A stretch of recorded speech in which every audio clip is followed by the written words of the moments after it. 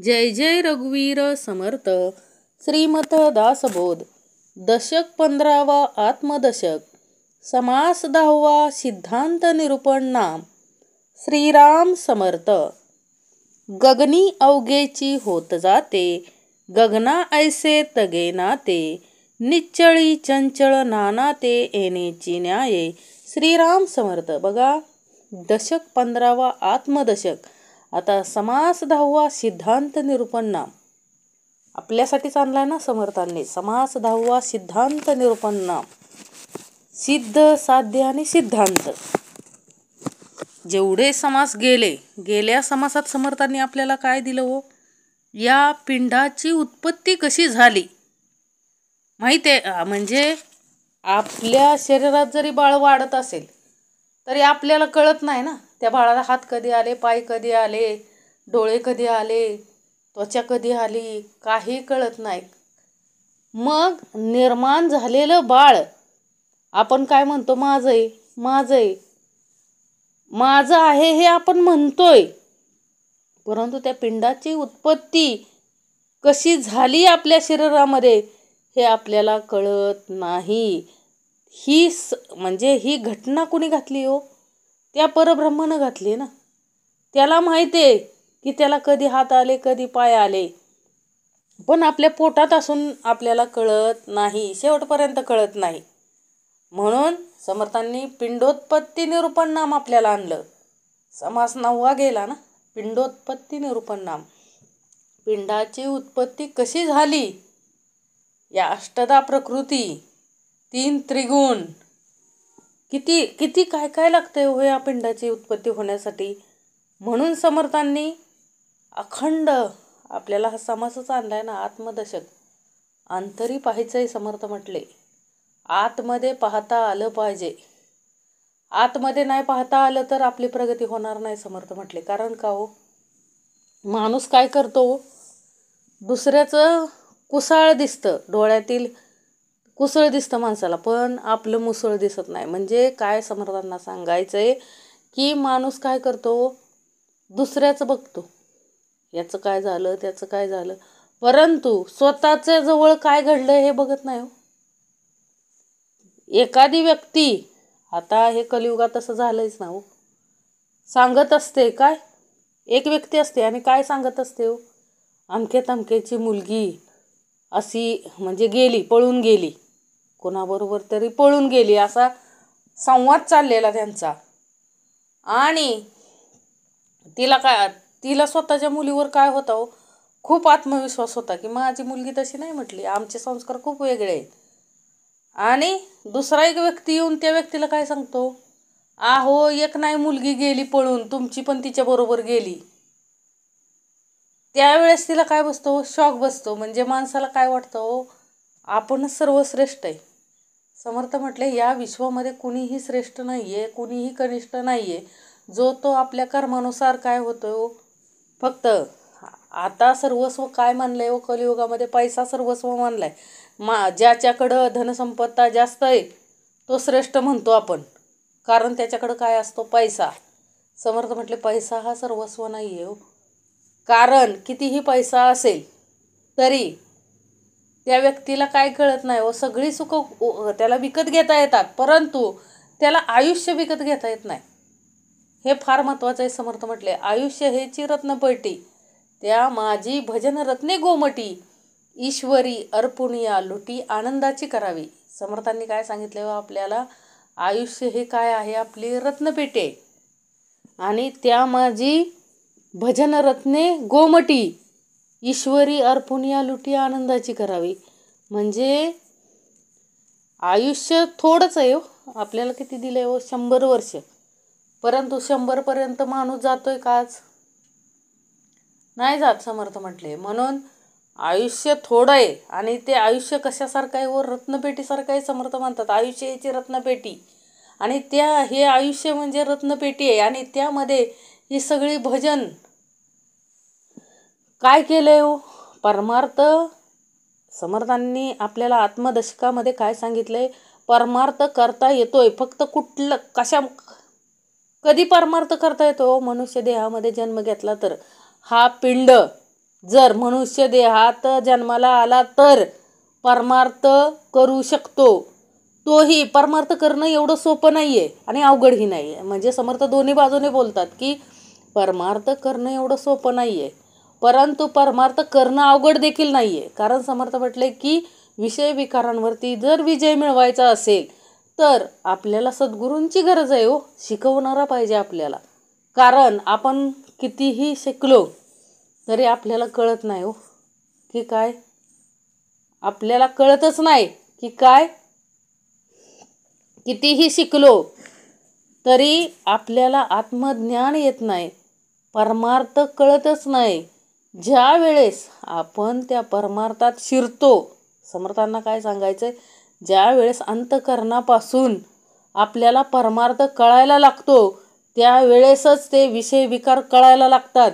आणि त्यांचं कार्य कसं आहे ते कोण शिकवू शकतं? फक्त सद्गुरू परंपरा शिकवू शकते. सद्गुरूंशिवाय हे आयुष्य ह्या रत्नपेटीचं काय होत नाही, समर्थ म्हटले सार्थक होत नाही.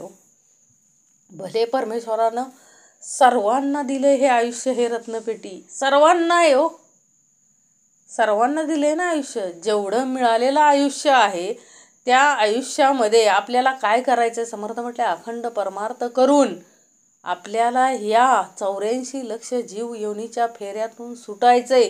म्हणून हा समर्थांनी आत्मदशक आणलाय. अखंड समर्थांनी आपल्याला सांगितलंय की या आत्मदशकामध्ये काय सांगितलंय, अरे बाबा रे, प्रत्येक म्हणजे 84 लक्ष जीव योनीत कुठलाही पिंड असू दे, त्या प्रत्येक पिंडामध्ये अस्तित्व कशाचं आहे पंचमहाभूतापासूनच बनलेलं आहे ना तो पिंड. हे लक्षात आलं पाहिजे, हे लक्षात घेतलं पाहिजे. आपल्याला चालवणारा बोलवणारा निश्चित कोण आहे तोच आहे. कारण त्यानं ठरवलं तर आपण बोलू शकतो. त्यानं जर ठरवलं नाही ह्याला आज बोलू द्यायचंच नाही, ह्याला 4च माणसाने उचलून न्यावं, असं जर त्यानं ठरवलं तर आपण पण साहजिकच जाणार आहे ना.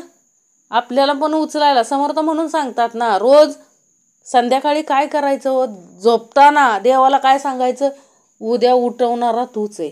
आणि सकाळी उठलो तरी देवाला सांगायचं, अधिष्ठानासमोर सांगायचं की उठवणारा तू होता म्हणून उठलो बाबा. म्हणजे एवढी नम्रता, एवढे सुसंस्कार आपल्यावर घडले पाहिजेत, परंतु घडत नाहीत. का?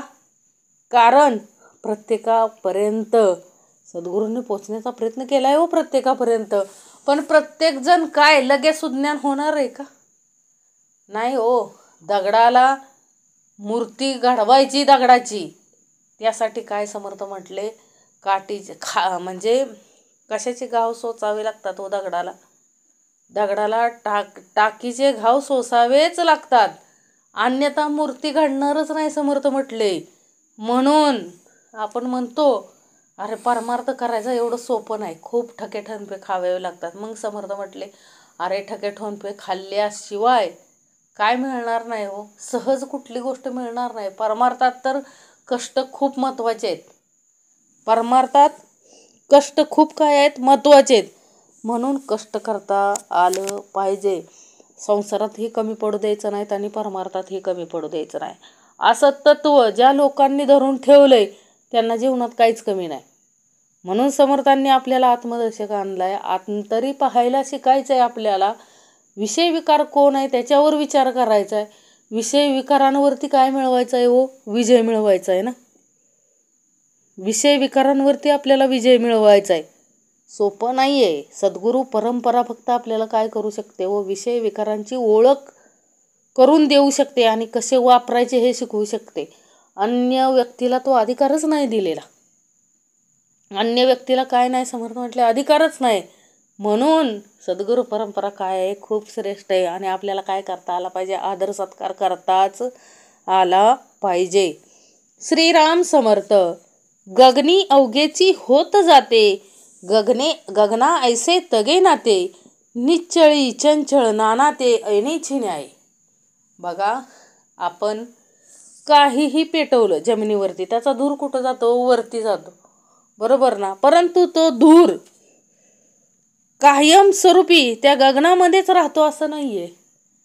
म्हणून समर्थ म्हटले निश्चळी चंचळ नाना ते येण्याची नाही. म्हणजे तसेच आकाशात अनेक घटना घडतात परंतु त्या काय होत नाही आहेत, टिकून राहत नाहीत आकाशात.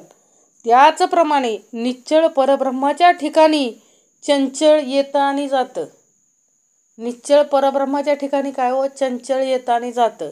त्या परब्रह्माला चंचलपणा नाहीच आहे, तरी देखील काय होतं हो ते चंचल.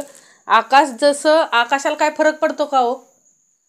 स्फोट झाला आकाशामध्ये, कशाचा, विमानाचा स्फोट होतो, परत उल्का पडतात, काय काय घटना घडतात त्या आकाश, जे काय युद्ध होतात, बॉम्बस्फोट होतात, ते सगळं कुठं जातं हो, ते आकाशात जातं ना, आकाशात सुद्धा होतात ना. मग समर्थ म्हटले, परंतु त्या आकाशाला काय फरक पडतो का हो? तसं त्या निश्चळ परब्रह्माला काही फरक पडत नाही.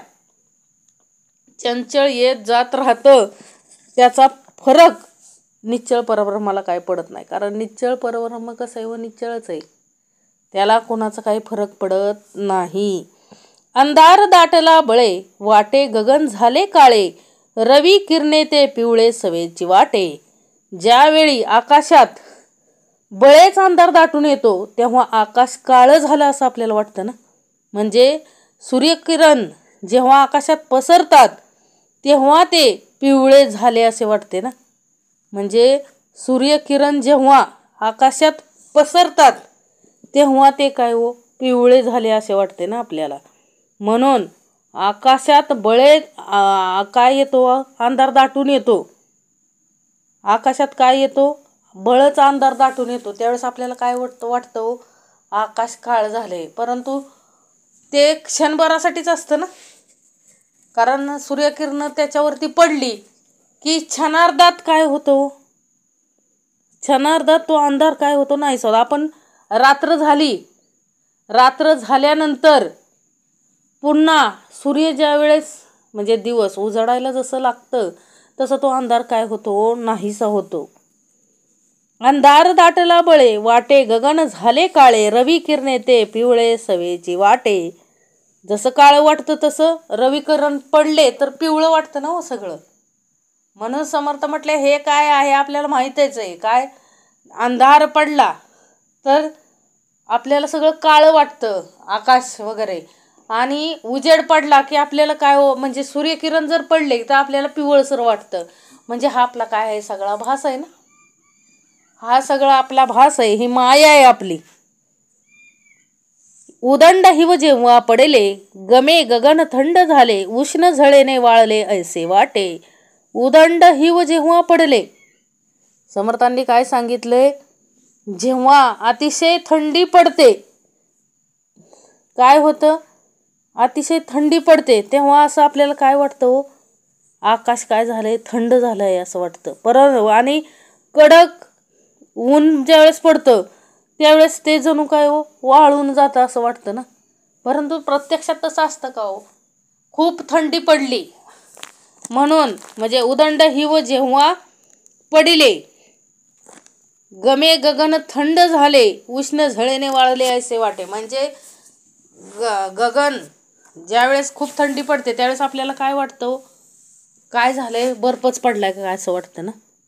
आपल्याला काय वाटतं, आकाश काय झालंय, थंड झालंय एकदम, म्हणून आपल्याला काय वाटतंय, थंड वाटतंय.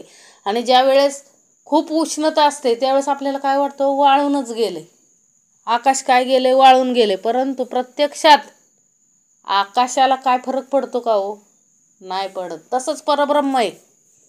परब्रह्माविषयी आपल्या ज्या कल्पना आहेत त्या समर्थ म्हटले नुसत्या कल्पना आहेत. कारण त्या परब्रह्माला काहीच फरक पडत नाही हो.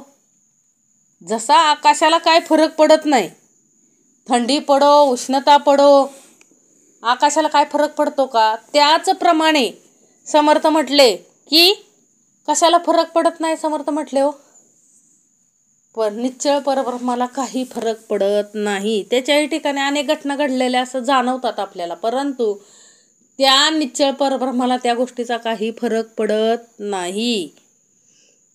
ऐसे जे काही वाटले ते ते झाले आणि गेले, आकाशासारखे तगले हे तो घडेना. असं म्हणजे जे जे काय वाटतं आपल्याला ते येतं आणि जातं, पण ते काही आकाशासारखं टिकून राहत नाही. म्हणजे थंडी येते, उष्णता येते, समर्थ म्हटले ते जास्त काळ टिकून राहतंय का हो? थंडी कायमस्वरूपी थंडीच आहे नुसती, तसं आहे का? किंवा उष्णताच आहे नुसती, असं आहे का? समर्थ म्हटले ते काय होतंय हो, बदलत राहतंय, ऋतू बदलत राहतात, परंतु आकाश बदलते का? पंचमहाभूत बदलतायत का? नाही बदलत. म्हणजे आकाश बदलत नाही म्हणजे ते काय आहे हो, निश्चळ परब्रह्मासारखं आहे ना, निश्चळ परब्रह्मासारखं आहे ना. आकाश काय होत नाही, बदलत नाही, ते जसंच्या तसंच असतंय ना, जसंच्या तसंच असतंय. आकाश काय बदलत नाही. म्हणून समर्थांना काय सांगायचंय की आपला हा भास आहे हो मायेचा. आकाश आपल्याला वाटतं दिवस झाला उजडलं, अंधार झाला मावळलं, म्हणजे मावळला अंधार पडला. आपल्याला वाटतं हे सगळं कुठं घडतंय, आकाशात घडतंय. पण हे आकाशाला काहीच फरक पडत नाही हो त्या अंधार उजेडाचा. समर्थ म्हटले आकाश त्याच जागेवर आहे, आकाश कुठंच हललेलं नाहीये. हा सगळा आपला काय आहे हो, मायेचा भ्रम आहे. तसं परब्रह्माच्या ठिकाणी आपल्याला असं वाटतं की सगळं काय काय तोच आहे, बघणारा तोच आहे, सगळं करणारा तोच आहे. परंतु प्रत्यक्षात तसं नाही आहे. समर्थ म्हटले तो आहे हितच आहे हो, तो निश्चळ परब्रह्म आहे. त्याला ह्या कुठल्याच गोष्टीचा काय पडत नाही हो, फरक पडत नाही. उत्तम जाणिवेचा जिनस, समजोन पाहे सावकाश, निराभास ते आकाश भास मिथ्या. उत्तम जाणिवेचा जिनस, ज्या व्यक्तीला ज्ञान आहे, जाणीव आहे उत्तमाची, त्या व्यक्तीला सावकाश सगळं समजतं हो. समर्थ म्हटले एका दिवसात प्रत्येकाला समजेल का? ह्या निश्चळ परब्रह्माला ओळखणं कुणाचंही काम नाही, संतांचं काम आहे हो. निश्चळ परब्रह्माला ओळखलं म्हणूनच 23व्या वर्षी समाधी घेतली ना संत ज्ञानेश्वरांनी. का? कारण त्यांना लक्षात आलं की काय, माझं निश्चळ परब्रह्म कुठे. आणि त्यांनी अखंड आपल्या ज्ञानेश्वरीमध्ये लिहून ठेवलंय हो सगळं. का? का तर त्यांना कळलं निश्चळ परब्रह्म कोण आहे, त्याचं कार्य कसं आहे. म्हणजे समर्थांना इथं काय सांगायचं, ज्याच्याकडं जाणीव आहे, जाणीव येतून म्हणजे उत्तम जाणीव ज्याच्याकडं आहे त्याला सावकाश समजतं की आकाश हे काय आहे, निराभास असून भास हे काय आहेत, मिथ्या आहेत. भास हे काय आहेत हो, मिथ्या आहेत ना, म्हणजे भास होतात. समर्थांना काय सांगायचंय, भास निराभास असून भास हे काय आहेत, मिथ्या आहेत. भास होणं हे सुद्धा काय आहे हो, मिथ्या आहे ना. उदक पसरे वायो पसरे, आत्मा अत्यंतची पसरे, तत्वे तत्व अवघेच पसरे अंतर्यामी. उदक पसरे वायो पसरे, समर्थांनी काय सांगितलंय, उदक सर्वत्र काय होते, पसरते. आणि वायू काय होतो, सर्वत्र पसरतो. आत्मा तर अत्यंतच काय होतो, पसरतो. म्हणजे उदक सर्वत्र पसरते. पाणी पाणी पूर्ण पृथ्वीवरती आहे ना पाणी. आणि वायूला सेपरेट, म्हणजे वायूला कुठं असा विशिष्ट भाग आहे का हो. वायू हा प्रत्येक ठिकाणी आहे, पाणी ही बऱ्याच ठिकाणी आहे. समर्थ म्हटले उदक पसरे वायू पसरे, म्हणजे पाणी पसरतंय, वायू पसरतोय, आत्मा अत्यंत जी पसरे. आत्मा सुद्धा आहे ना, प्रत्येक जीव आहे, 84 लक्ष जीव योनी जेवढी आहे त्या प्रत्येकामध्ये काय आहे हो, आत्मा आहे. म्हणजे आत्मा सुद्धा काय होतोय, पसरतोय ना. समर्थांना इथं काय सांगायचंय, उदक पसरे वायू पसरे, आत्मा अत्यंतची पसरे, तत्वे तत्व अवघेची पसरे अंतर्यामी. तत्व सगळी जी आहेत पंचमहाभूत, ती तत्व सगळीच पसरतात हो अंतर्यामी. म्हणजे सर्वच व्यापक आहेत हो. हे आपल्याला अंतर्यामी विचार केला तर आपल्याला कळून येते की ही सगळी जी पंचतत्व आहेत ती सर्व व्यापक आहेत. समर्थ म्हटले ते काय आहेत, सर्व व्यापक आहे. हा विचार आपल्याला काय येतो, अंतर्यामी कळून येतो, नाहीतर कळून येऊ शकत नाही हो. समर्थ म्हटले म्हणून उदक पसरे वायू पसरे, आत्मा अत्यंतची पसरे, तत्वे तत्व अवघेची पसरे अंतर्यामी. चळते आणि चळे नाते, अंतरी अवघेच कळते, विवरणेची निवळते प्राणी मात्रासी. काय सांगितलंय हो? चळते आणि चळेनाते. म्हणजे इथं काय सांगितलंय? काय चंचल आणि काय स्थिर नाही हे अंतरात्म्याला सगळंच कळतं. म्हणजे चळते आणि चळेनाते. समर्थांना काय सांगायचंय? चळते आणि चळेनाते अंतरी अवघेच कळते, विवरणेची निवळते प्राणीमात्राची. म्हणजे चळते म्हणजे जे काय चंचल काय आहे आणि स्थिर काय आहे, म्हणजे काय स्थिर नाही आणि काय चंचल नाही हे अंतरात्म्याला सगळंच कळतं.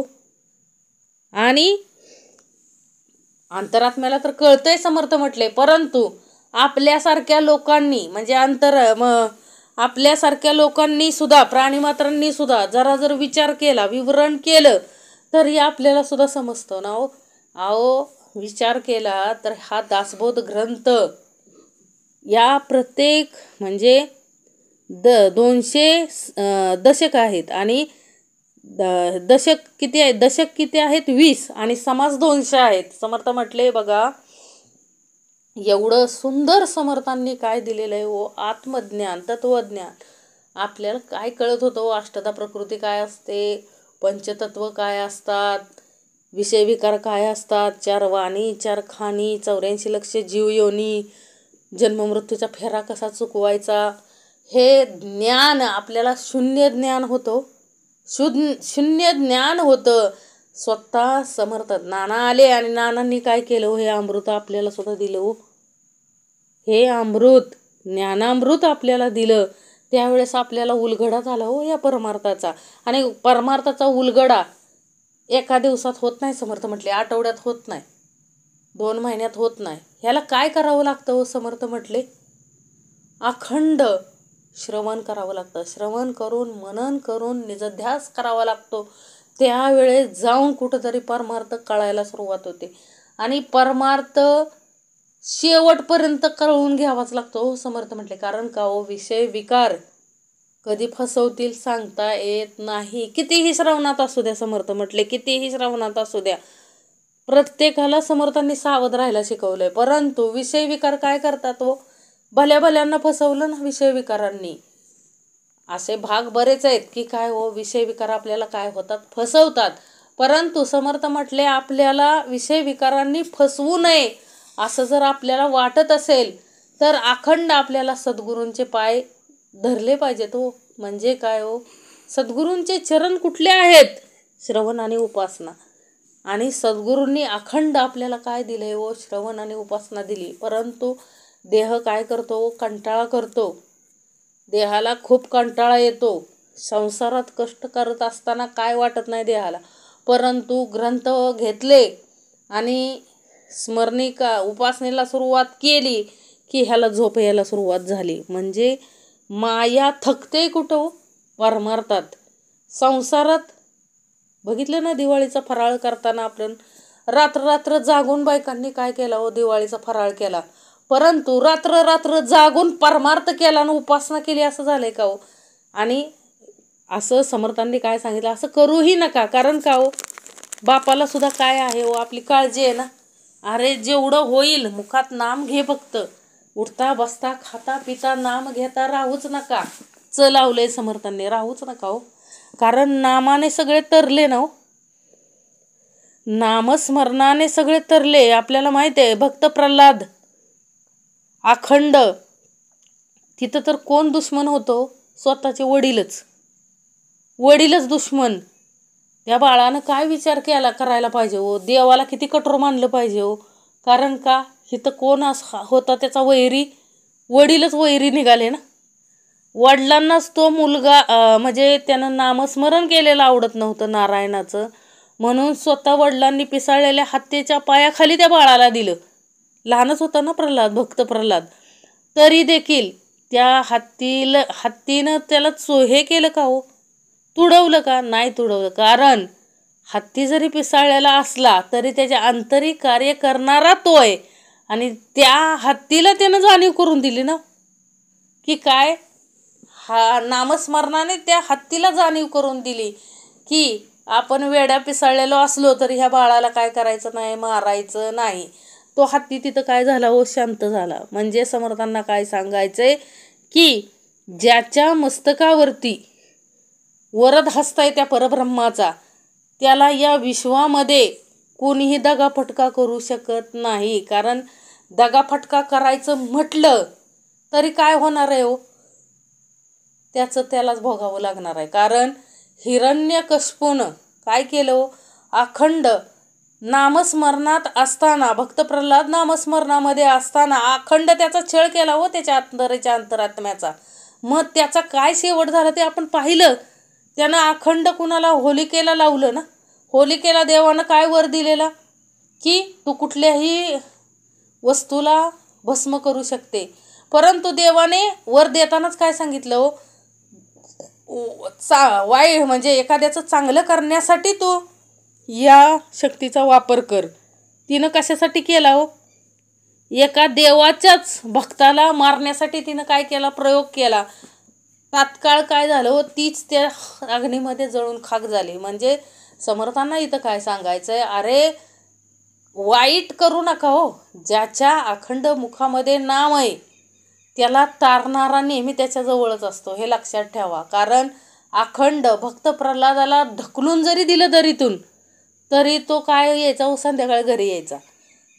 उकळलेल्या तेलाच्या कढईत जरी टाकलं तरी ते थंड तेल व्हायचं आणि हा सुखरूप बाहेर निघायचा. म्हणजे कितीतरी प्रयत्न केले हो. तसंच श्री सत्यदत्त पोथीत सांगितलं ना हो, नहुष बाळावरती अक्षरशः म्हणजे कापायला घेतलेलं ना ते बाळ, कुणी हो, त्या आचार्याने ते बाळ कापायला घेतलेलं ना.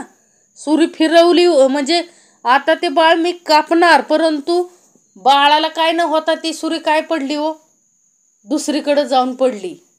म्हणजे ताकद कशामध्ये, नामस्मरणामध्ये. हिरण्यकश्यपूने जे जे कर्म वाईट कर्म केलं ह्याच्या बाबतीत, कुणाच्या, भक्त प्रल्हादाच्या बाबतीत, तेवढे त्याला तिथंच फेडावे लागले ना. अखंड वैतागला बाप हो. हिरण्यकश्यपू सुद्धा वैतागला ना भक्त प्रल्हादाला. अरे तुझ्यावर काय बी प्रयोग केला तरी तू काय येतोय, बाहेर येतोय परत. करायचं तर काय करायचं, कुठं आहे तुझा नारायण म्हटला, दाखव. त्यावेळेस भक्त प्रल्हादाने काय सांगितलं हो, ह्या खांबामध्ये. आता ह्या हिरण्यकश्यपूला बघा वरदान होतं. कशाचं, काय वरदान होतं हो त्याला, की त्यानं काय मागून घेतलेलं देवाला, मला घराच्या आत मारायचं नाही, बाहेर मारायचं नाही, अंधार पडताना म्हणजे अंधाऱ्या रात्री मारायचं नाही, दिवसा मारायचं नाही, माणसानं मारायचं नाही, देवानं मारायचं नाही. लक्षात येतंय का? म्हणजे प्राण्यानं मारायचं नाही, माणसाने मारायचं नाही, कुठल्या शस्त्रानं मारायचं नाही, कुठल्या अस्त्रानं मारायचं नाही. पेच प्रसंग निर्माण करून ठेवला ना. त्याला वाटलं या गोष्टीमुळं मला काय होणार नाही, मरण येऊ शकत नाही. कारण का हो, रात्र आणि अंधार असंच असतंय ना. हिरण्यकश्यपूला मारायचंय, परंतु आता वरदान तर दिलंय त्या पद्धतीचं. त्याच्यावरही देवाकडं सगळा तोडगा असतो.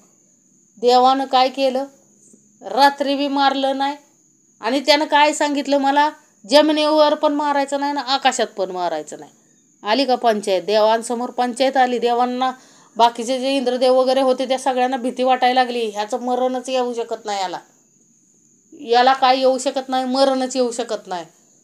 म्हणजे आणि एवढा दुष्ट बाप अखंड त्या पोराच्या मरणावर टपला होता का नाही हो. भक्त प्रल्हाद निष्पाप बाळ होते. फक्त त्याचा गुन्हा काय होता हो, ते देव कुणाला मानत होतं, नारायणाला. आणि अखंड नामस्मरण कुणाचं करत होतं, त्या नारायणाचं करत होतं. हा हिरण्यकश्यपू काय म्हणायचा, मीच देव आहे आणि मलाच देव मान आणि माझंच नामस्मरण कर. परंतु भक्त प्रल्हाद हा आत्मज्ञानी होता. जाणीव होती त्याला की आपले वडील जे काय म्हणतायत की मीच देव आहे मलाच पूजा, हे चुकीचं आहे. हे त्या छोट्याशा बाळाला कळलं होतं. परंतु एवढा वर घेऊन, म्हणजे बुद्धी चातुर्य होतच ना त्याच्याकडं, वर एवढा सुंदर मागून घेऊन सुद्धा त्यानं आपल्या वराचा फायदा करून घेतला नाही, तोटा केला हो.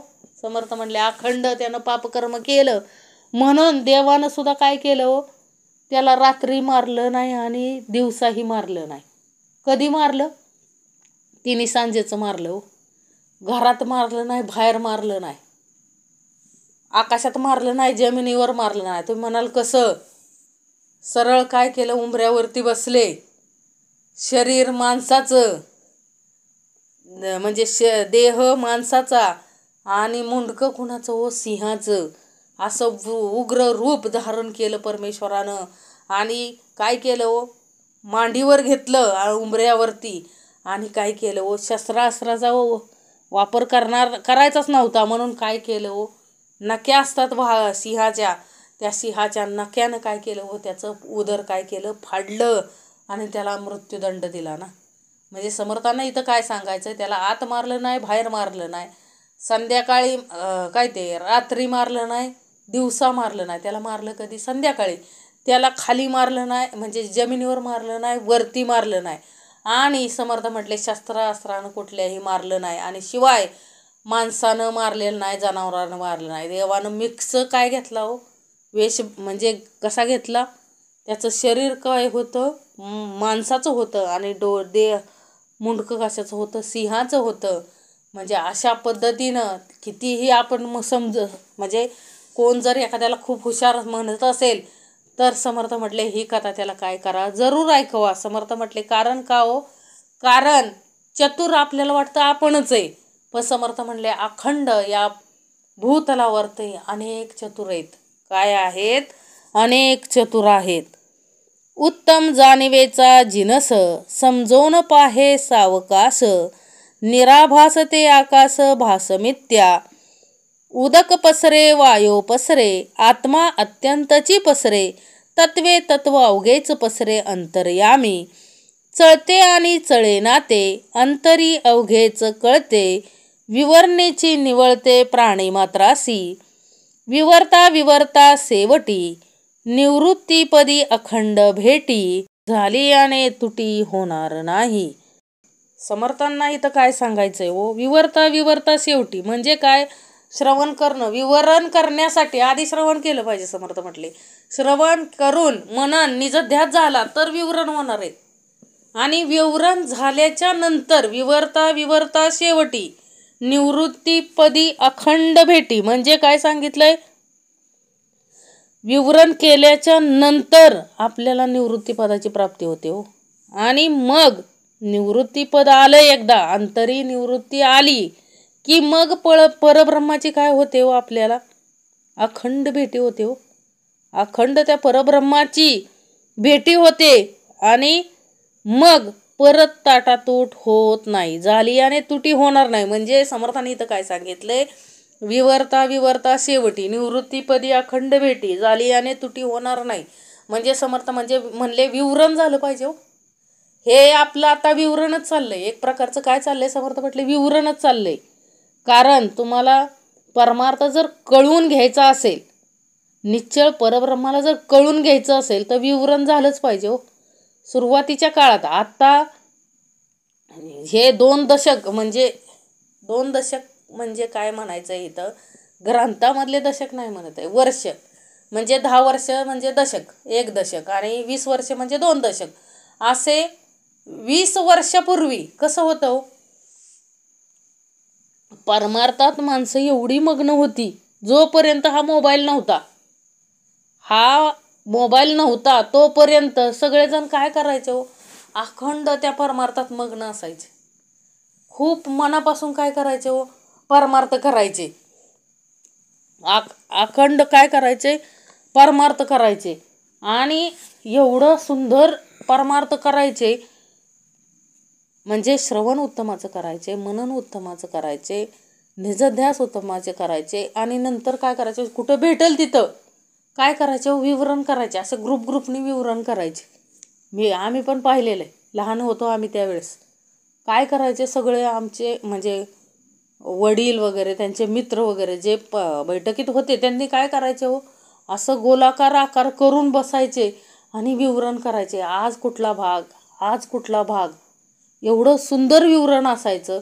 प्रत्येकाला काय प्रचिती आली, प्रत्येकाला काय अनुभव आले, हे एकमेकाबरोबर काय करायचे हो? शेअर करायचे. तेच आता काय झाले हो? त्या मोबाईलमुळं तीच लोक काय झालेत? वयस्कर झालेत ना.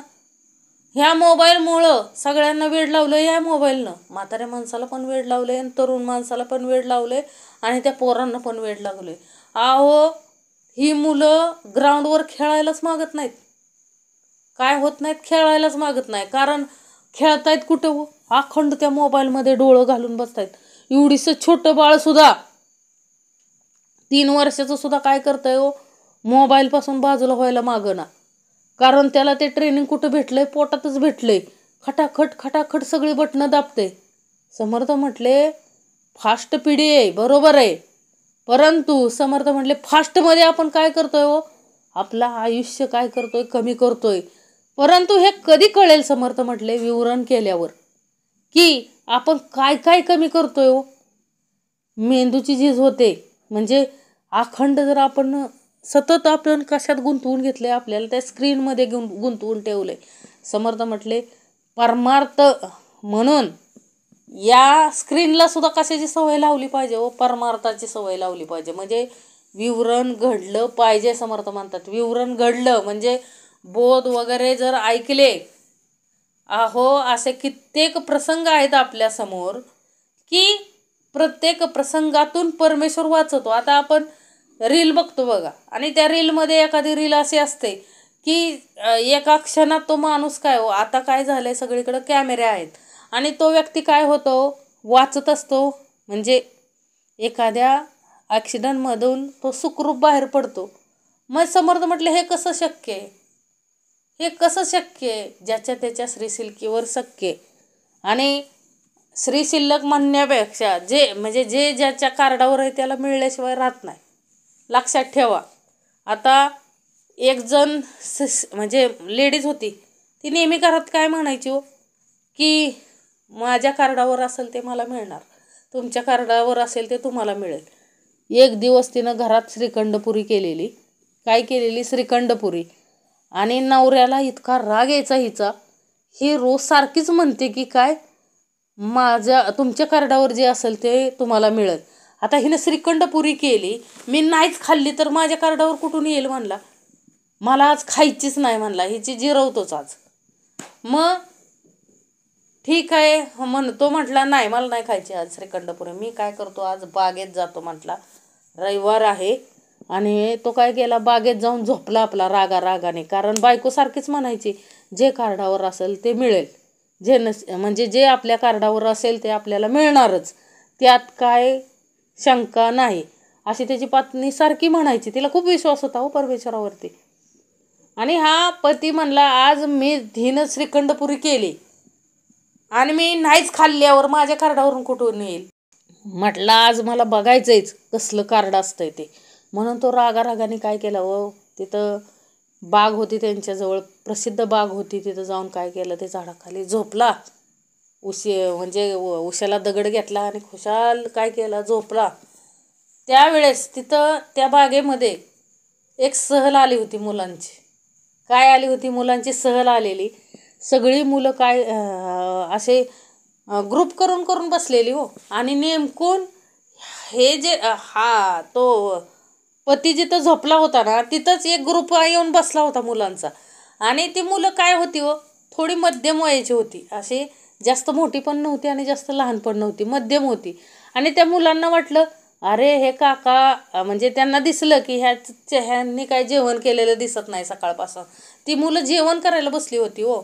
मग त्यातील एका मुलानं काय केलं, 2 पुऱ्या आणि श्रीखंड एका पेपर प्लेटमध्ये काय केलं, त्यांनी पेपरवरती घेतलं आणि त्या काकांना काय म्हणाला हो, काका हे धरा, तुम्ही जेवण केलेलं दिसत नाहीये, तुम्ही हे खा. तर आता त्याला विशेष वाटलं हो. म्हणलं तरी बी श्रीखंडपुरी आलीच माझ्याजवळ कोणाच्या ना कोणाच्या रूपानं, तरी देखील मी खाणार नाही, मला बघायचंय कार्डावर कसं मिळतं ते. मग ती मुलं गेली हो, जेवण करून वगैरे फिरून म्हणजे त्या बागेतून फिरून काय केली, ती मुलं गाडीमध्ये बसून निघून गेली. आणि हा आपलं तिथंच आता कुत्रं खाईल म्हणून तो काय बसलेला, जागाच बसलेला. त्या मुलानं तिथंच ठेवलेली होती श्रीखंड आणि पुरी. आणि तेवढ्या वेळात तिथून 2 माणसं चाललेली होती. आणि तो काय म्हणाला, ओ थांबा, ही धरा तुम्हाला श्रीखंडपुरी. तर ती माणसं जरा काय होती हो, रगील आणि डांबरट होती ती दोन माणसं. त्यांनी मनात विचार काय केला दोघांनी, की हा स्वतः खात नाही, त्याच्या तोंडावरून दिसतंय की हा सकाळपासून जेवलेला नाही, हा स्वतः खात नाही आणि आम्हाला सांगतोय की श्रीखंडपुरी खायची का. त्या दोघांनी काय केलं ठरवून, एकानं त्याला असं धरलं जाबून आणि दुसऱ्यानं काय केलं, त्याला श्रीखंडपुरी तोंडात जबरदस्तीनं खायला घातली. त्यावेळेस त्या पतीला काय पटला व विश्वास पटला की कार्डावर असतं ते कुठल्याही रूपानं मिळतं, जे कार्डावर आहे ते कुठूनही मिळणारच. हे काय झालं हो, त्याला पटलं. त्या पुऱ्या खाल्ल्या, तसं तो घरी जाऊन पळतच काय गेला हो, पत्नीकडे गेला आणि म्हटला खरंच आहे बाई की जे कार्डावर आहे तेच मिळतं, कारण आज माझ्या कार्डावर श्रीखंडपुरी होतीच, मी खाल्ली नाही पण मला जबरदस्तीनं खायला लावली. म्हणजे जे कार्डावर असतं ते काय होतं, मिळतंच. या गोष्टीवरती माझा काय बसला म्हटला, विश्वास बसला. म्हणून समस्त काय म्हणतात की हे अशा प्रकारचं विवरण झालं पाहिजे हो, सतत विवरण झालं म्हणजे प्रत्येक गोष्टीचं विवरण व्हायला पाहिजे. त्यावेळेस आपल्याकडं आत्मज्ञान येतं. आपल्याला ज्ञान मिळवण्यासाठी आपल्यामध्ये काय झालं पाहिजे व विवरण झालं पाहिजे, समर्थ म्हटले. आणि विवरण झालं तरच काय होणार आहे हो, हा जो नातेसंबंध आहे परब्रह्माचा ना आपला, तो कधीच तुटणार नाही. जेथे ज्ञानाचे होते विज्ञान आणि मनाचे होते उन्मन, तत्वनिर्सनी अनन्य विवेके होते. जेथे ज्ञानाचे होते विज्ञान आणि मनाचे होते उन्मन, तत्वनिर्सनी अनन्य विवेके होते. म्हणजे समर्थाने इथं काय सांगायचंय, जिथं ज्ञानाचं विज्ञान होतं, म्हणजे समर्थांना इथं काय सांगायचंय व आत्मसाक्षात्कार झाला, माणसाला आत्मज्ञान मिळालं, ज्ञान मिळालं की काय होतं, द्वैत काहीच राहत नाही ना. आणि द्वैत काय राहत नाही आणि द्वैतच नाही राहिलं म्हणजे काय होतं, साहजिकच ज्ञानाचं काय होतं, विज्ञान होतं, मनाचे उन्मन होतं आणि सारासार विवेक बुद्धीनं काय होतं, तत्वाचं निरसन होऊन जीव काय होतो, परब्रह्माशी एकरूप होतो.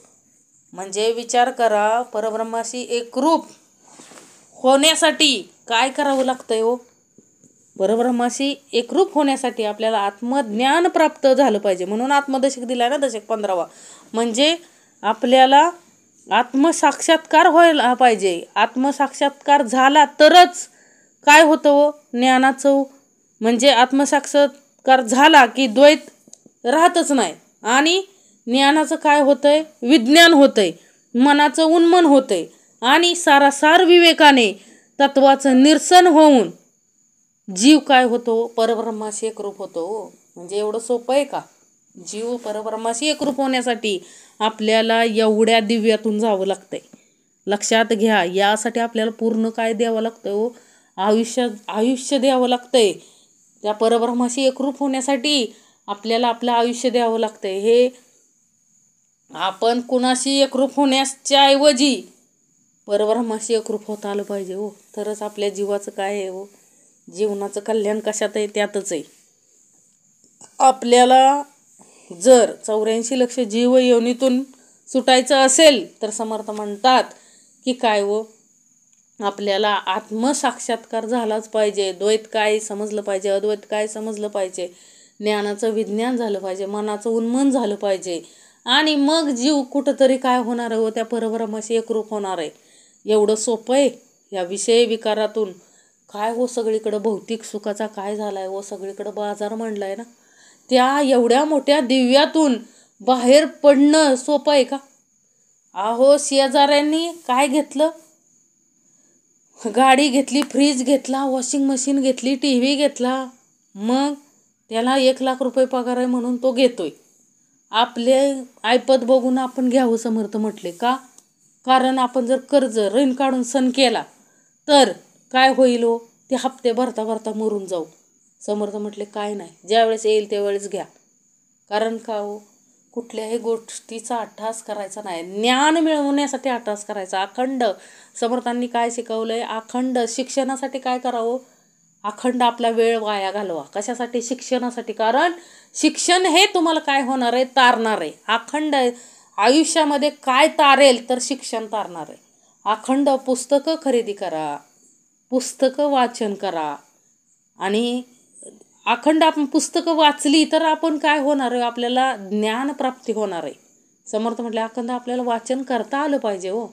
आपण ग्रंथ वाचन करतोय, ग्रंथ वाचले पाहिजेत, ग्रंथ आपल्याकडं पाहिजेत हो.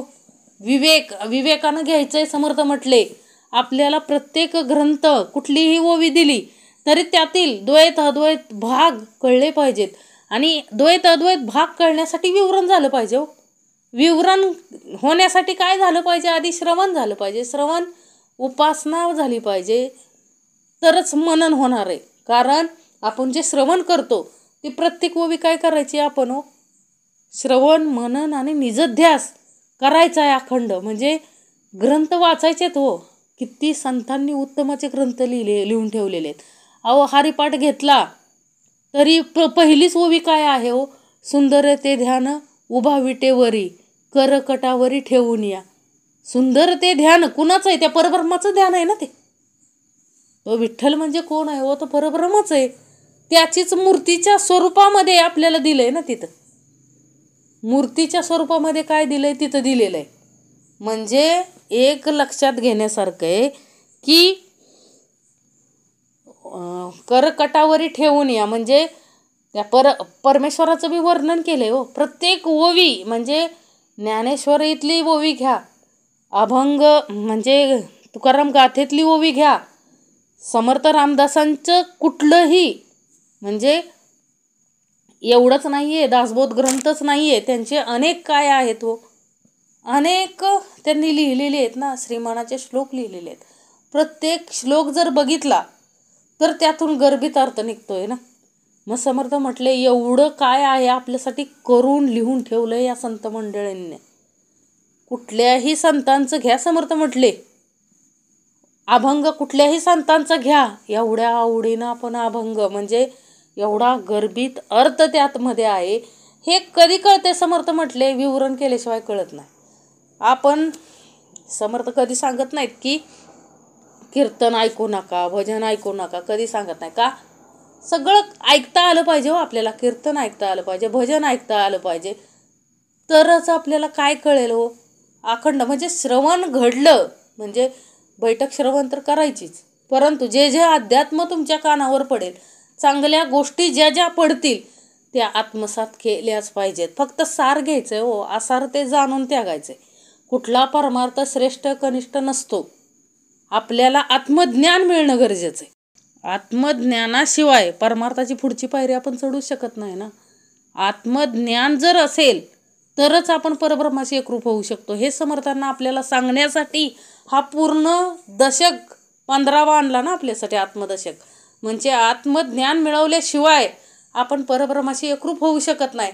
आणि त्या परब्रह्माशी एकरूप झाल्याशिवाय आपल्याला मोक्ष मिळू शकत नाही. लक्षात ठेवा, ह्या 84 लक्ष जीव योनीतून जर आपल्याला सुटायचं असेल तर आपल्याला काय होता आलं पाहिजे, एकरूप होता आलं पाहिजे. पण एवढं सोपं आहे का हो, परमार्थात एकरूप होणं एवढं सोपं नाही. म्हणून काय करायचंय हो, आपल्या इंद्रियांना नेहमी कशात ठेवायचंय हो, व्यस्त ठेवायचंय हो परमार्थात. समर्थ म्हणले अखंड काय ठेवायचंय आपल्याला, व्यस्त ठेवता आलं पाहिजे.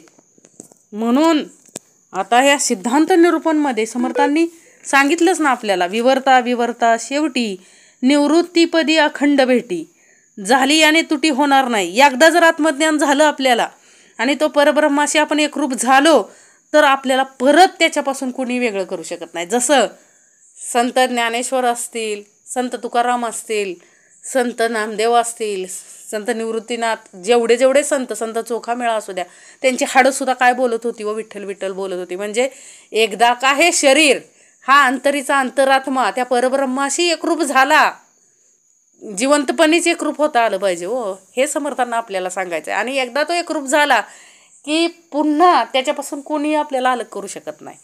म्हणजे एवढी ताकद त्या आत्मज्ञानापाशी. म्हणून आत्मज्ञान मिळवण्यासाठी अखंड धडपड केली पाहिजे हो. अखंड धडपड केली पाहिजे समर्थ म्हटले. आणि कुठूनही मिळू दे हो, ते ज्ञान आत्मसात करता आलं पाहिजे. कारण आपलं हित ज्यात आहे ते आपण पाहता आलं पाहिजे. समर्थ म्हटले सार काय आसार काय हे बघायचं. एवढी सारासार बुद्धी आपल्याला परमेश्वरानं दिली आहे. सार काय आसार काय बघितल्यानंतरच आपण काय करू शकतो, आत्मज्ञान घेऊ शकतो ना. मग ते कुठून काय मिळेल आपल्याला. जे ते ज्ञानाचे होते विज्ञान आणि मनाचे होते उन्मन, तत्व निरसनी अनन्य विवेके होते. वडिलांस शोधून पाहिले तो चंचळाचे निश्चळ झाले, देवभक्त पण गेले तये ठाई. वडिलांस काय सांगितले हो, शोधून पाहिले आणि तो चंचळाचे निश्चळ झाले.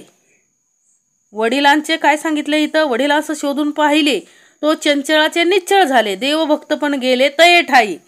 जे इथं काय सांगितलंय, अंतरात्म्याला शोधून पाहिल्यावर, वडील कोण म्हटलंय हो इथं, अंतरीचा अंतरात्मा म्हटलंय. आधी त्याला शोधायचंय आणि त्याला शोधून पाहिल्यावर चंचळ अंतरात्मा निश्चळ परब्रह्म झाला आणि त्या ठिकाणी देवभक्तपणाही काय झाला हो, एकवटला ना, एकत्र झाला. आणि देव आणि भक्त असे द्वैत उरलंच नाही ना. समर्थांनी इथं आपल्याला काय सांगितलंय, वडिलांस शोधून पाहिले तो चंचळाचे निश्चळ झाले, देवभक्त पण गेले तये ठाई. एकदा का आपल्याला आत्मज्ञान झालं, आपण त्याच्याशी एकरूप झालो, म्हणजे वडिलांना आपण शोधलं की काय होणार आहे हो, साहजिकच आपल्यातलं जे चंचळ आहे ते निश्चळ होणार आहे. आणि एकदा का आपल्यामधलं चंचळ निश्चळ झालं की देव आणि भक्त यांच्यामध्ये काय राहत नाही हो, भेदच राहत नाही.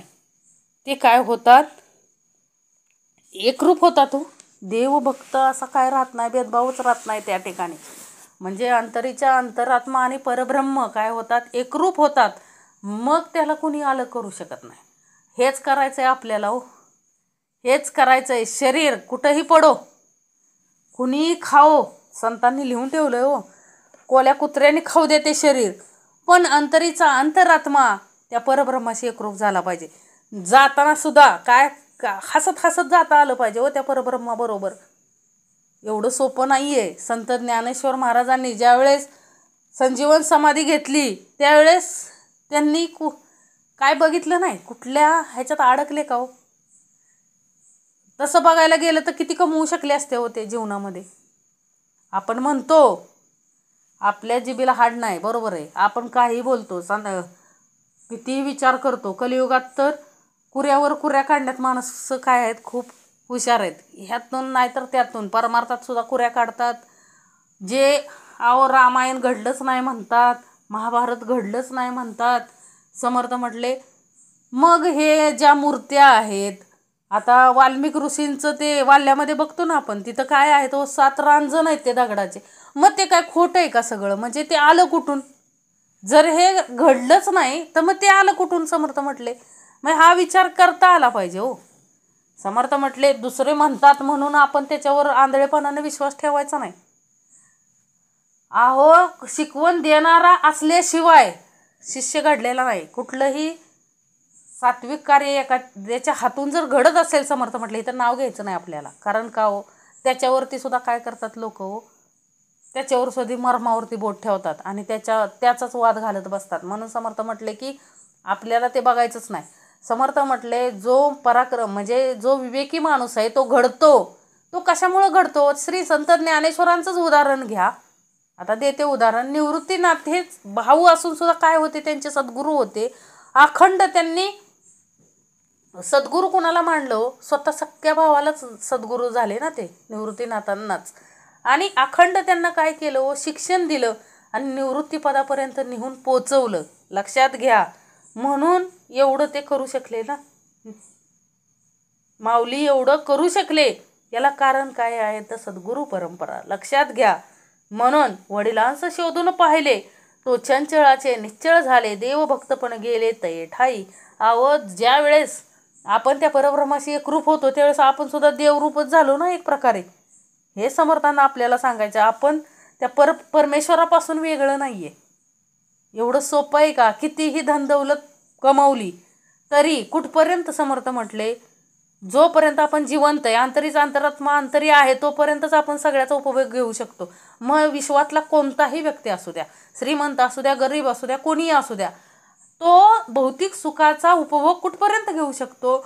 जोपर्यंत तो अंतरीचा अंतरात्मा जीव आहे तोपर्यंत, देहामध्ये आहे तोपर्यंतच सर्व वस्तूंचा उपभोग घेऊ शकतो. समर्थ म्हटले, असं कुठलं कंट्रोल आहे का की त्या अंतरीच्या अंतरात्म्याला त्यातच ठेवू शकतात देहामध्ये, त्याच देहामध्ये ठेवून देह अमरत्व करू शकतात?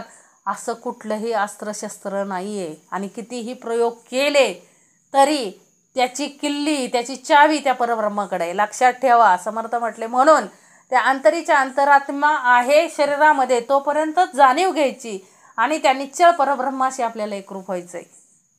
काहीही म्हणजे आपल्याबरोबर काय जाणार नाही. समर्थ म्हटले, ना कपाट जाईल, ना फ्रीज जाईल, ना टॉयलेट सोन्याचं बांधलं आणि काही जरी केलं तरी समर्थ म्हटले, अरे देह थकला की एक दिवस त्याला जाणे आहेच. मग अट्टहास कशासाठी करायचा आहे? समर्थ म्हटले, अट्टहास परमार्थासाठी करायचा आहे. अखंड परमार्थ करता आला पाहिजे. ठाव म्हणता पदार्थ नाही, पदार्थ मात्र मुळी नाही, जैसे तैसे बोलो काही कळावया. काय सांगितलंय हो?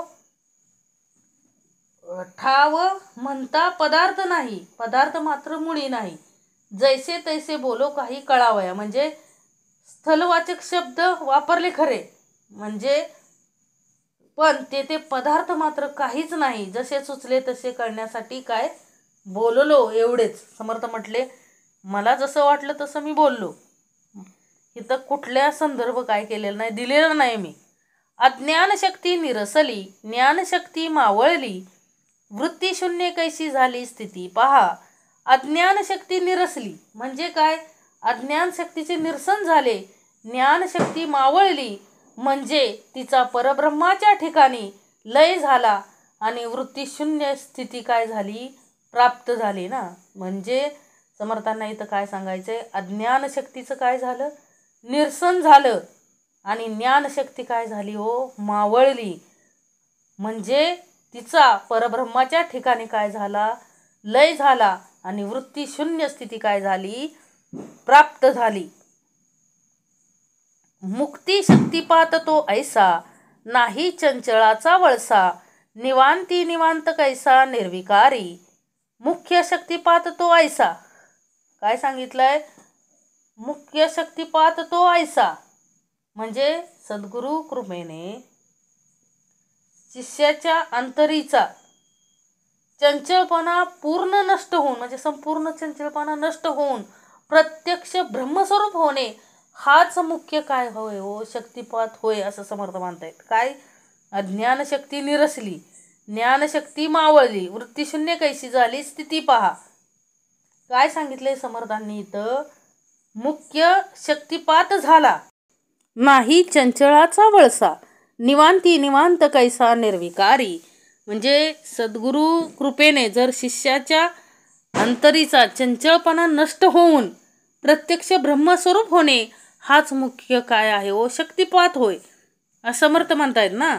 आणि मुख्य शक्तिपाताच्या ठिकाणी चंचळाचा वळसा म्हणजे काय हो? भोवरा नाही.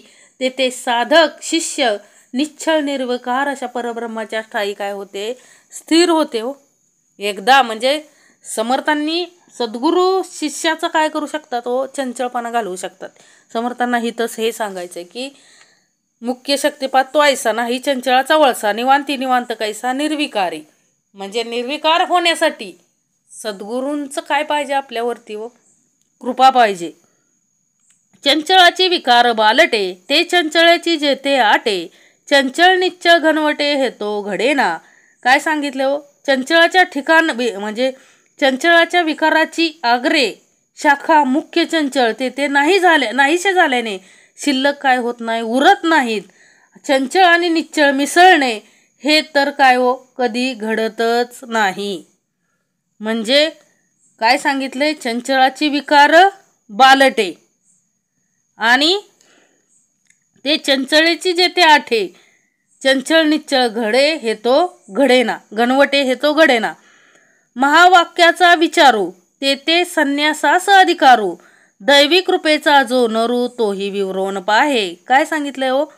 महावाक्याचा विचारू म्हणजे महावाक्याचा विचार करण्याचा अधिकार फक्त संन्यासानच असतो, किंवा एखाद्यावर दैवी कृपा जर झाली तर मग तोही महावाक्याचे विवरण काय करू शकतो ना. म्हणजे महावाक्याचा विचार करण्याचा अधिकार फक्त काय आहे हो? संन्यासाचाच असतो, किंवा एखाद्यावर दैवी कृपा जर झाली तर तोही महावाक्याचे काय करू शकतो? विवरण करू शकतो. म्हणजे समर्थाने दोन्ही अर्थाने सांगितले इथं. संन्यासी म्हणजे षडन्यासी, विचारवंत सर्व संन्यासी, आपली करणी आपणासी निश्चयसी. काय सांगितलं इथं? संन्यासी म्हणजे कोण? संन्यासी म्हणजे कोण हो? आपण समजतो तसं नाहीये. ज्याच्या जो षडविकारांवरती विजय मिळवतो तो खरा काय हो? संन्यासी. आणि विचारवंत सर्व संन्यासी, आपली करणी आपणासी निश्चयसी, म्हणजे या ब्रह्मविचार करणारे सर्व संन्यासीच होतो. कारण या विचारात विकारांचा त्यागच आवश्यक असतो. आपण जेवढी साधना करावी तेवढी काय हो? निश्चयपूर्वक आपल्याला, म्हणजे लग्न करत नाहीत ते संन्यासी नव्हे. समर्थ म्हटले जे विषयांचा त्याग करून सुद्धा संसारात जे वावरत असतात ते सुद्धा काय होतो? खरे संन्यासीच होतो. जगदीश ओळल्यावरी ते कोण अनुमान करी, आता असो हे विचारी विचार जाणता. म्हणजे जगदीश एकदा प्रसन्न झाला तेथे अनुमान करण्याची काय आवश्यकता आहे? आता हे राहू दे. जे विचारवंत असतात ते विचार काय होतात? जाणवतात. जे विचारी समजले ते निसंग होऊन नेले, देहाभिमानी जे उरले ते देहाभिमान रक्षिती. काय सांगितलंय? जे विचारी समजले म्हणजे जे विवेकी लोक हे सर्व समजले ते निसंग होऊन परब्रह्माशी एकरूप होऊन गेले हो. देहामानी जे देहाभिमान धरून बसले ते देहाभिमानाचं रक्षणच करत बसले ना. लक्षी बैसले अलक्ष, उडवून गेला पूर्व पक्ष, हेतू रूपे अंतरसाक्ष तोही मावळला. लक्षी बैसले अलक्ष म्हणजे इथं काय सांगितलंय की ज्याच्या मनात ब्रह्म ठसले त्याच्या बाबतीत पूर्वपक्ष म्हणजे माया उडूनच जाते, आणि अंतरात्मा जो हेतुरूप असतो तोही काय होतो? मावळतो. आकाश आणि पाताळ दोन्ही नामे अंतराळ, काढिता दृश्याचे चढळ अखंड झाले. आकाश आणि पाताळ दोन्ही नामे अंतराळ, काढिता दृश्याचे चढळ अखंड झाले. म्हणजे आकाश आणि पाताळ दोन्ही वास्तविक काय आहे? तो अंतराळच आहेत. त्यांच्यामध्ये दृश्याचा जो पडदा आहे तो काढला की काय होते हो? अखंड होते. ते तो अखंडची आहे, मन उपाधी लक्षून पाहे, उपाधी निराशेस आहे शब्द कैसा. म्हणजे वास्तविक ते अखंडच आहे, पण मन उपाधीकडे पाहून त्यास काय होते हो? खंडित मानते. उपाधी निराश झाल्यास ते शब्दही काय होत नाही हो? सहन होत नाही. शब्द पर कल्पने पर, मन बुद्धी अगोचर, विचारे पाहवा विचार अंतर्यामी. म्हणजे शब्दातीत कल्पनातीत म्हणजे मन बुद्धी अगोचर जो परमात्मा याच्या संबंधी काय हो? समर्थ म्हणतात याच्याविषयी अंतर्यामी काय करायचंय हो? सारासार विचार करून पाहायचाय. अंतर्यामी सारासार विचार करून पाहायचाय. पाहता पाहता कळो येते, कळले ती तुके व्यर्थ जाते, अवघड कैसे बोलावे ते कोणय प्रकारे. पाहता पाहता कळू लागले पण कळले अशी जाणीव ही काय होता नाही? राहता कामा नये. समर्थ म्हटले पाहून पाहून कळतं हो आपल्याला, परंतु पाहून पाहून जरी कळलं तरी त्याची जाणीव नाही राहिली पाहिजे, आणि ते कळल्यासारखेच कळूनही न कळल्यासारखे व्यर्थ होते. हा विषयच असा, म्हणजे समर्थ म्हणतात हा विषय एवढा अवघड आहे की कशा प्रकारे बोलून तो समजून द्यावा हेच काय होत नाही. समर्थ म्हटले कळत नाही.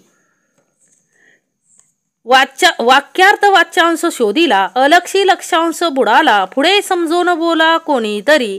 काय सांगितलंय हो? वाक्यार्थ वाच्यांश शोधिला म्हणजे वाक्यार्थ वाच्यांशाचा शोध घेऊन त्यातील लक्षांशाचे मनन निधी ध्यास करावे. काय हो? करावं लागतो ना आपल्याला. म्हणजे प्रत्येक गोष्टीचं काय करायचंय? समर्थ म्हणते श्रवण मनन आणि निधी ध्यास करता आलं पाहिजे, तरच आपल्याला काय होतंय हो? समजतंय. शाश्वतास शोधित गेला, तेने ज्ञानी साच झाला, विकार सांडून मिळाला निर्विकारी. शाश्वताला शोधत गेला तरी म्हणजे तरच काय होणार आहे, शाश्वत भेटणार आहे ना. म्हणजे शाश्वताचा शोध घेतला तर शाश्वत मिळणार आहे. म्हणजे शाश्वताचा शोध घेता घेता शोध घेणाराच ज्ञानी काय होतो, ज्ञानी होतो. शाश्वताचा शोध जरी घ्यायला गेला तरी शोध घेता घेता तो काय होतो, आत्मज्ञानी होतो. आणि विकारांचा त्याग होऊन तो काय होतो, निर्विकारी होतो. लक्षात घ्या. दुःस्वप्न उदंड देखिले, जागे होता लटके झाले. पुन्हा जरी ते आठवले तरी ते मिथ्या. दुःस्वप्न उदंड देखिले. समर्थ काय म्हणतात, एखाद्याला दुःस्वप्न पडते पण तो जागा झाला की ते मिथ्या ठरते हो. म्हणजे समर्थांना काय सांगायचंय, समजा जरी त्याला ते परत आठवले तरी ते काय होते हो, मिथ्या होते. हे ज्ञान त्याचे काय राहते, त्यामुळे तो काय होत नाही हो, दुःखी होत नाही. स्वप्न पाहून का दुःखी होत नाही हो, कारण त्याला जीवाला माहीत असतं की ते स्वप्न काय असतं हो, मिथ्या असतं, खोटं असतं. म्हणून तो किती वाईट स्वप्न पडलं तरी आपण घाबरत नाही, कारण आपल्याला माहिती आहे ते आपण स्वप्नात बघितलेलं ते काय आहे, पूर्णपणे खोटं आहे. प्रारब्ध योगे देह असे अथवा नासे, विचारे अंतरी बैसे चळे ना ऐसा. प्रारब्ध योगे देह असे म्हणजे समर्थांनी काय सांगितलं इथं, की एखाद्याला प्रारब्ध असतो ना, म्हणजे प्रारब्ध योग असतो एखाद्या. प्रारब्ध योगे देह असे म्हणजे एखाद्याला कर्मानुसार देह मिळत असतो. आणि असे अथवा नासे म्हणजे तो राहतो किंवा म्हणजे देह राहतो किंवा नष्ट होतो. विचारे अंतरी बैसे चळे नाहीसा. पण ब्रह्मविचार जो अखंड अंतरात दृढ झालेला असतो तो काय होत नाही हो, चळत नाही. म्हणजे अंतरात एकदा जो विचार सदविचार जो ठसलेला आहे तो चळत नाही, कधीच चळत नाही. बीज अग्नीने भाजले त्याचे वाढणे खुंटले, ज्ञात्यास तैसे झाले वासना बीज. बीज अग्नीने भाजले. समर्थ काय म्हणतात की अग्नीनं बीज भाजलं म्हणजे बघा, एखादं बीज आपण भाजलं तर ते जर पुन्हा जमिनीत पुरलं तर ते काय होत नाही हो, ते परत उगवत नाही, म्हणजे त्याला अंकुर फुटत नाही. म्हणजे ज्ञात्याच्या बाबतीतही तसेच घडते. त्याचे वासना बीज एकदा का ज्ञानाग्नीनं भाजलं की पुन्हा ते वासना बीज काय होत नाही, उगवत नाही, त्याला अंकुर फुटत नाही, त्याच्या मनात परत वासना निर्माण होतच नाही. त्यामुळे त्याला परत काय होत नाही हो, जन्म घ्यावा लागत नाही. निश्चळास विचारे निश्चळ झाली बुद्धी, बुद्धीपाशी कार्यसिद्धी. पाहता वडिलांची बुद्धी निश्चळी गेली, विचारे निश्चळ झाली बुद्धी. समर्थ काय म्हणतात की विवेकानं ज्ञात्याची बुद्धी आत्मस्वरूपी स्थिर झालेली असते. त्या स्थिर बुद्धीमुळेच काय हो, कार्यसिद्धी होत असते. म्हणजे पूर्वी झालेले साधू संत यांची बुद्धी ही निश्चळ परब्रह्मात काय हो, समरसून म्हणजे समावून गेली होती ना.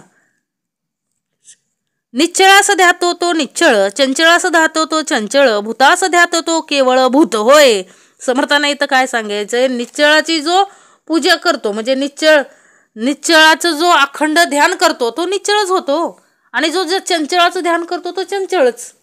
आणि जो भूताचं ध्यान करतो तो भूतच होणार ना, तो दुसरं काय होणार आहे का. म्हणून विचार करताना उत्तमाचा विचार करायचा, सदविचार करायचा आहे. हे समर्थ आपल्याला इथं सांगतायत की अखंड आपल्याला निश्चळ परब्रह्माचा विचारांतरी आला पाहिजे, तरच आपण निश्चळ परब्रह्मासारखं होणार आहे.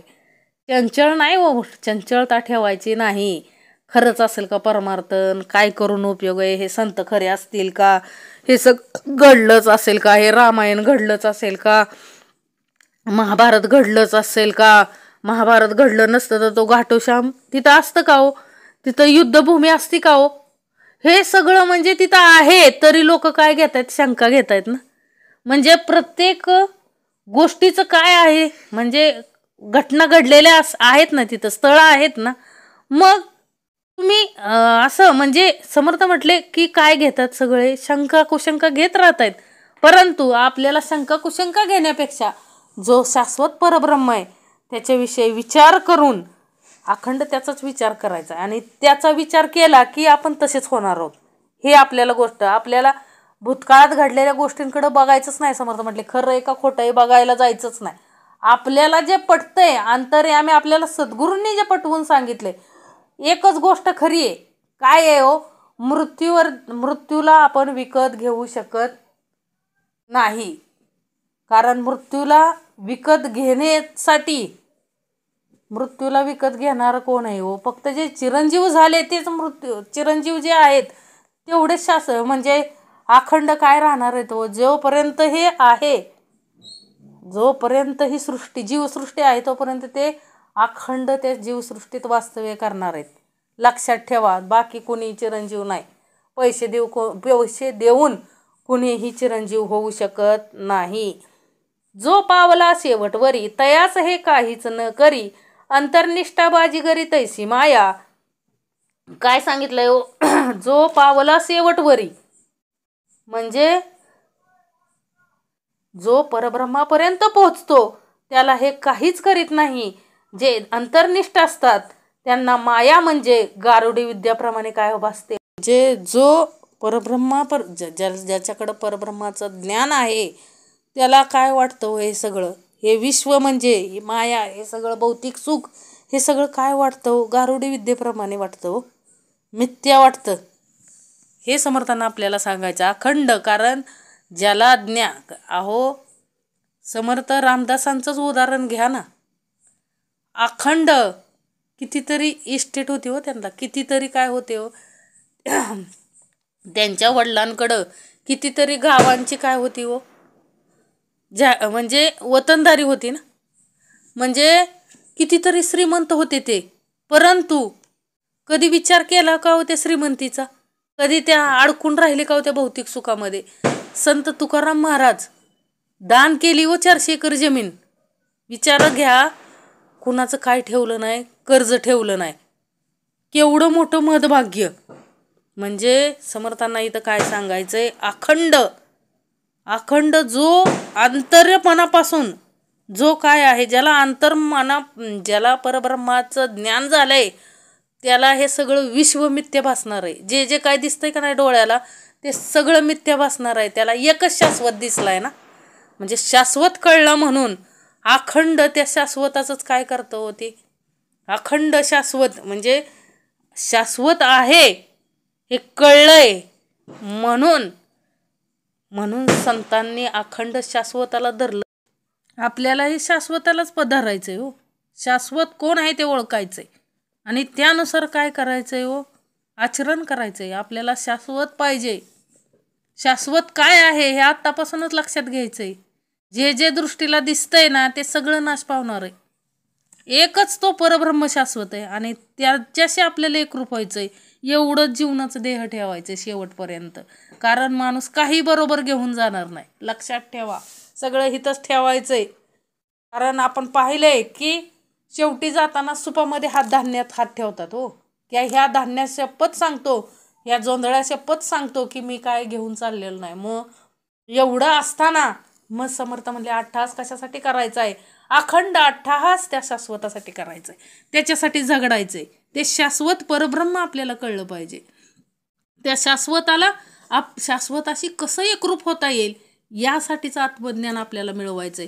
आणि ते आत्मज्ञान फक्त आपल्याला सद्गुरू परंपरा देऊ शकते. म्हणून सद्गुरू परंपरेला अखंड आपल्याला काय करायचंय हो? शरण जायचंय, त्याच्याशी एकरूप व्हायचंय. सद्गुरूंशी एकरूप झालो की परब्रह्माशी आपोआप आपण एकरूप होणार आहे. लक्षात ठेवा. म्हणून समर्थांनी आपल्याला अखंड हा दशक 15वा दिला आपल्याला, आत्मदशक. मिथ्या ऐसे कळू आले, विचाराने सदृढ झाले, अवघे भयची उडाले अकस्मात. मिथ्या ऐसे कळू आले, काय सांगितलं हो? खोटं आहे हे काय आलंय? कळून आलंय. आणि सगळं आपल्याला कळलंय की काय हे सगळं, हे विश्व सगळं काय आहे हो? मिथ्या आहे. आणि आपल्याकडे जो सारासार विचार आहे त्याच्यामुळं अजूनच हा विश्वास सदृढ झालाय. लक्षात ठेवा. आणि आता काय हो? जीवन मरणाचं काय आपलं भयच उडालंय हो. मृत्यूचं भय नाही. मृत्यूचं भय कुणाला नसतं. जो मनापासूनच काय झालंय हो? सुटलाय त्याला मृत्यूचं भय कसलं समर्थ म्हटले? त्याला मृत्यूचं भय नसतंय. उपासनेने उत्तीर्ण व्हावे, भक्तजने वाढवावे, अंतरी विवेक उमजावे सकळ काही. समर्थ म्हटले हे सगळं करण्यासाठी महत्त्वाची काय आहे? उपासना. उपासनेनंच काय होऊ शकतो? आपण ह्या सगळ्या परीक्षेत पास होऊ शकतो. म्हणजे उपासनेचे उत्तीर्ण व्हावे, म्हणजे उपासना करूनच आपण उत्तीर्ण व्हायचंय ह्या परमार्थात. लक्षात ठेवा. आणि परमार्थ वाढवायचा आहे हो, जेणेकरून अनेक जीव काय होतील व सुटतील. हा कानावर जेवढं पडेल त्याच्यामुळं काय होतील, बरेच जीव सुटतील. आणि अंतरी काय घ्यायचं आहे? समर्थ म्हटले अखंड विवेक घ्यायचा आहे. विवेक घेतला म्हणजे तरच आपल्याला काय होणार आहे हो, त्या उपासनेतून विवेक प्राप्त होतो माणसाला. श्रवण उपासनेतून विवेक प्राप्त होतो. आणि एकदा विवेक आला की माणूस काय होतो? निश्चळ परब्रह्म, निश्चळ होतो, निश्चळ आत्मज्ञानी बनतो. आणि आत्मज्ञानी बनला की तो काय होतो? परब्रह्माशी एकरूप होतो. उपासनेचे उत्तीर्ण व्हावे, भक्तजने वाढवावे, अंतरी विवेक उमजावे सकळ काही.